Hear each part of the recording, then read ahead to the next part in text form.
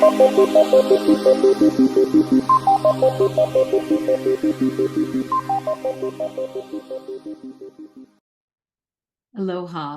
Welcome to another episode of The Physics Coach with me, Linda Williams. Today's episode is about free fall. So let's jump in. Free fall describes motion that's falling without any forces acting on it. It's freely falling, so there's no air resistance. That's what free fall means. So if you have a free fall problem, unless told otherwise, you just ignore air resistance. And what does that mean? Well, in the diagram you can see on the left, you have an air-filled tube. So objects falling in the presence of air experience air resistance, which slows them down. And so you can see in that case, the rock falls faster than the piece of paper, which is what I assume that is in the tube. If the tube is evacuated and there is no air resistance, then all objects will fall with the same acceleration due to gravity. And that is pretty outrageous when you think about it, because most of our naive intuition would say that heavier objects would fall faster. And that is exactly what Aristotle thought. Aristotle believed that the heavier the object, the faster it falls. He didn't do any experiments. So you have to realize, like, this guy's 2,000 years ago, sitting in his academy, being served by slaves, drinking alcohol because they didn't have any clean water. Women weren't allowed in his academy or anybody else lower than him. So anyway, they did not have the ability or the interest in doing experiments. It was all just theorizing and speculation. So that's wrong. The heavier the object, the faster it falls, only in the presence of air resistance. So that would not be a principle that's true all the time. 2,000 years later, approximately, Galileo challenges Aristotle's physics and actually conducts experiments. He did motion studies, and he found that in a vacuum, all objects fall with the same acceleration, approximately 9.8 meters per second squared on average, independent of their weight. And this is a much longer conversation, which I think is fascinating because the concept of inertia, or the resistance of an object to change its state of motion, was developed by Galileo and is central to Newton's laws and our understanding of motion in the universe in general. So Galileo is very significant. He was persecuted by the Catholic Church, which is the little red guy in the corner there, because of his challenge to Aristotle, which was the physics that the Catholic Church had, codified and made part of their dogma. So so this is the animation of, I don't know if he really did it or not, but supposedly the folklore or the urban legend is that Galileo dropped objects off the Leaning Tower of Pisa to prove or show that this was true. So with these motion experiments and studies, Galileo develops kinematics and has the definitions for average velocity and average acceleration. And if you have the special case of constant acceleration, you get the kinematic equations on the bottom that are derived. We will be using these for free fall, but in the vertical direction. So let's start with a quick little quiz to get our brains thinking. Suppose someone is standing at the edge of a cliff and they throw a ball straight up and one straight down with the same initial speed, ignoring air resistance, which means they're in free fall. So it's free fall even if you're throwing up. It just means there's no air resistance. Which ball will strike the ground with the greatest speed and which ball hits first? So take a minute, pause the video, think about it. If you're with a buddy, discuss it, and then start up again. Okay, so let's see what the answers are. I don't know, you may be surprised to find that they hit with the same speed. Now, the reason why is because the ball that's thrown up, it will lose its speed when it reaches the top of its path and then fall back down. When it reaches the same height from which it was thrown, it will gain the 30 meters per second back of speed and then fall exactly the same as the ball that was thrown down. So I think it might be obvious that the one thrown straight down is going to hit faster because it doesn't have to travel that extra distance. Okay, let's solve the problem and prove that you get the same value for the final velocity, whether you throw up or throw down. So I'm going to resketch the situation. Just quick little sketch. And again, I always use a ruler or a protractor or a straight edge, maybe a credit card, something you have. So here I can throw one ball up at V equals 30 meters per second, and then the other one down at 30 meters per second, and they have the same delta Y, and we're taking up as positive. So it's kind of a, change my, there we go, it's a little bit better. It's a data sketch. It's not a technical drawing, it's a data sketch, so you can use it to figure out what the heck's going on. So, and obviously I'm not a great illustrator, but there you go. Okay, so here's my givens or my knowns. And let me just shut this down. There we go. Okay, so we know that for the up, that the initial velocity is 30 meters per second. And for the down, the initial velocity is negative 30 meters per second. Why the difference in signs? Because we're taking up as being positive. In both cases, the acceleration will be equal to negative 9.80 meters per second squared. And that's because we chose the direction to be up. You can actually solve this problem. Oops. You can solve this problem choosing down to be positive. Like you can, it's arbitrary. You can specify the directions, but we're just going to take up as positive. And then for the down, we know that T is 3 seconds. Okay, so the first thing we want to do is estimate. Let's estimate the answer for the throwing down using the acceleration due to gravity as 10 meters per second squared. Why do we want to do this? Well, because if it's a multiple choice question, often you can just guess the answer. Sometimes, not always, but the other reason is because if you do a guess of what the answer is, then when you do the calculation, it should be somewhere near it in value. So it gives you a sense of whether you're on the right track or doing it correctly. So let's just guess. With this guy falling down, we know that in every second it falls, it's going to gain 10 meters per second of speed every second. That's what acceleration means. It's like you're being paid $10 a second every second. So if it falls for 3 seconds, then it will obtain how many? 10 meters per second every second. So that would be 30 meters per second of speed, right? Every second it gets 10, it's 3 seconds, so it gets 30. So 30 plus 30, we estimate that the final velocity should be about negative 60 meters per second. So that's because that's the original 30 plus 3 more, 30 more.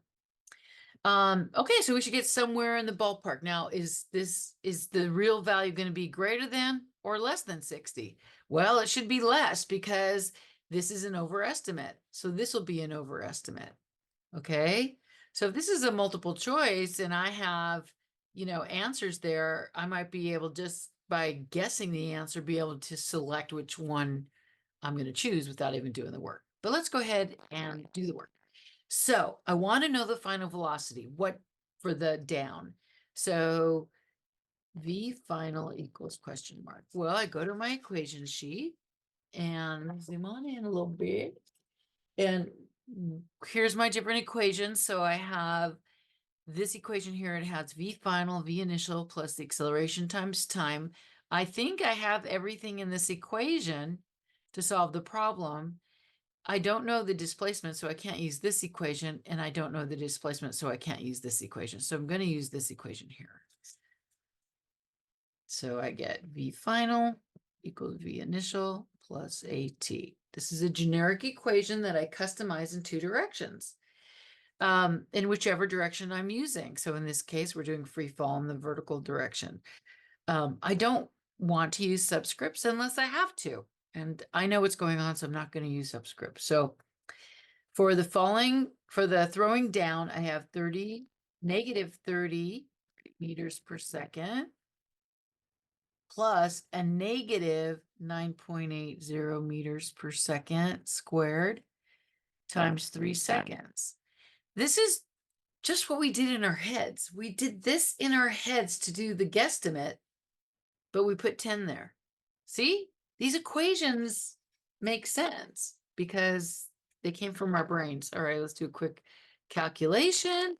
And I get negative 30 minus 9.8 times 3.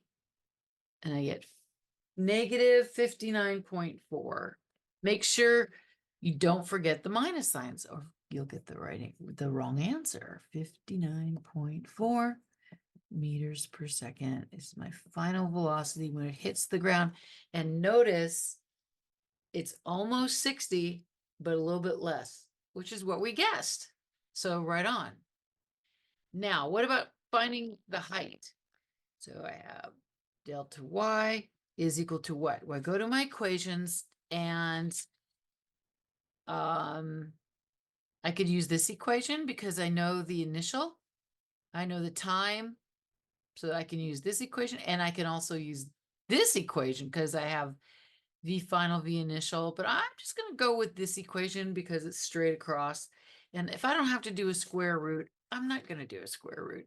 So I say delta, the displacement in the y direction is v naught t plus 1/2 at squared.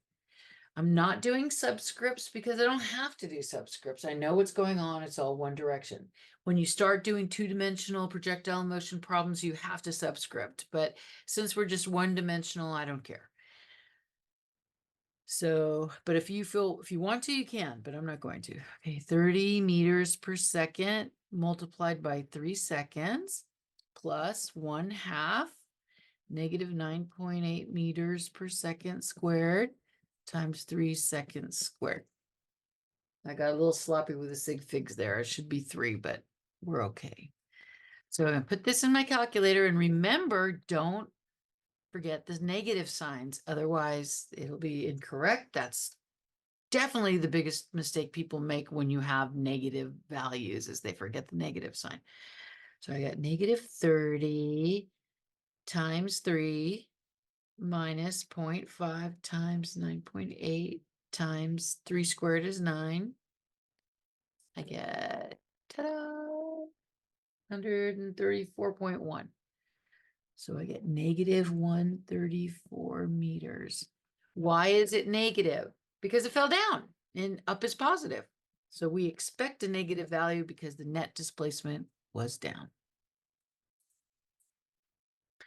Okay, so we found the height of the cliff and we found the velocity with which the ball hits the ground.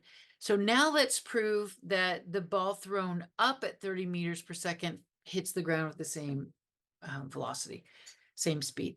So how do we do that? So for the up, we know the initial velocity, we know the acceleration, and we know the displacement because it's the same cliff.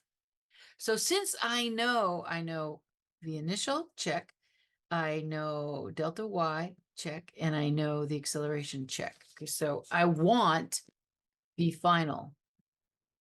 So which equation will I use? Well, I think I'm going to use the squares formula because I know this is the final, that's the initial, there's the acceleration, that's the displacement. So I'm going to use that. So I get v final squared equals v initial squared plus 2a delta y. And so I get v final is going to be equal to, I have to do the square root of both sides. I got to do the square root. So the initial is plus 30 meters per second squared plus 2 times negative 9.8 meters per second squared times negative 134 to the 1/2.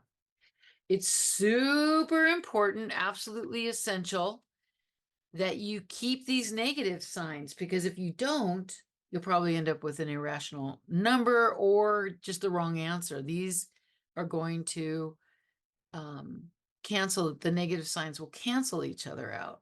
All right, so put this, it's a big long calculation, but that's okay, you can do it. I'm going to start with the square root, and then I'll do 30. That looks like a 1. This is not a 1, that's a parentheses. Okay, so I get 30 quantity squared plus 2 times 9.8 times 134. And these do cancel each other out, so I can just add it. Close parentheses. And I get 59.38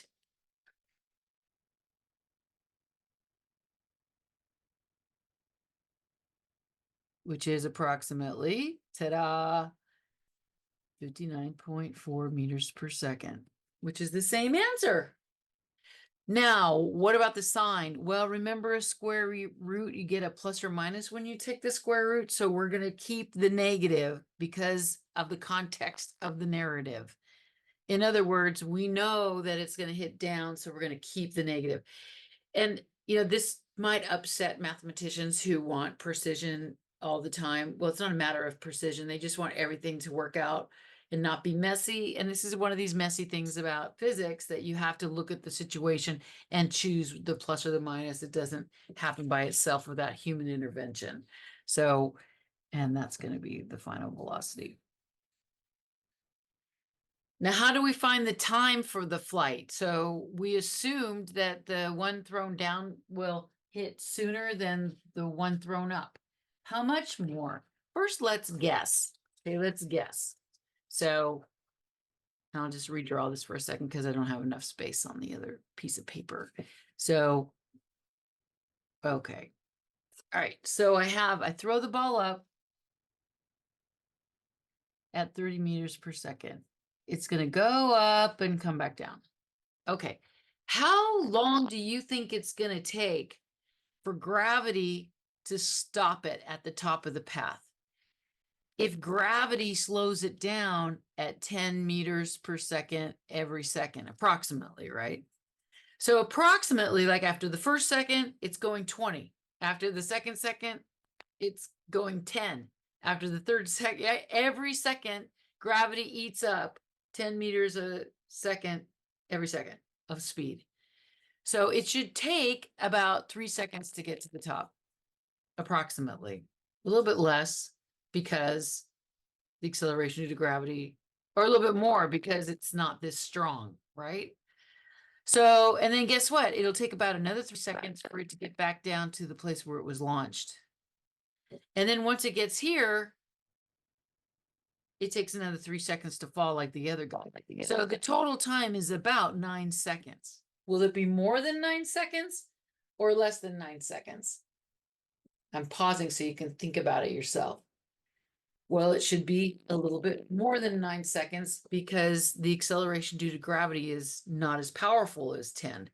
Okay, so notice how it's about 9 seconds. Okay, let's see if we're right. How are we going to get the time from all the information? So what do we know about throwing the ball being thrown up? Well, we know the initial velocity, we know the acceleration, we know the delta y, we know the v final. So we know everything. We know everything but the time. We know v naught, we know v final, we know a, we know delta y. So we want time. Okay, so I'm like check, check, check, check. Okay, so I go to my equation sheet, and well, I could actually just use this equation right here, that the average acceleration, which is constant, is delta v over delta t. So I can just use this, which is the same expression. This equation is the same as this equation.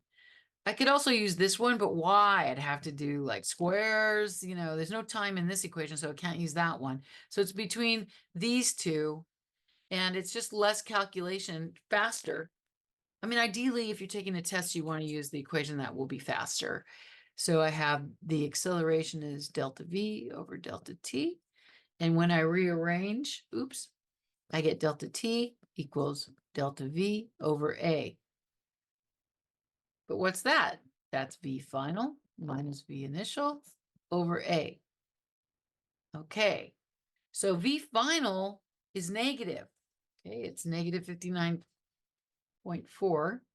It's negative 59.4 meters per second minus positive, right? It's been thrown up. So it's positive over negative 9.8 meters per second squared. So negative signs are so important because if you don't track them properly, then you'll calculate it incorrectly. So let's go ahead and punch everything in. Negative 59.4 minus 30. Okay, so I'm going to use parentheses. This is another issue. So if you're not that skilled at using a calculator, I recommend whatever you put in your calculator is what you put here, so that you can compare with what's in your calculator. Now, one thing I can do is I can pull the minus sign out and then everything turns positive. So, right, that kind of makes it easier. If I factor out the negative sign, then it cancels down there and I'll end up with 59.4 plus 30. I'm going to pull the meters per second out and then divide it by 9.8 meters per second squared. It's just a little bit neater and it's easier to put it in my calculator. And I can also do the unit analysis easy.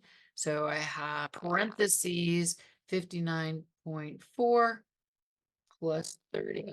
30 divided by 9.8 equals 9.122, a little bit more than 9 seconds.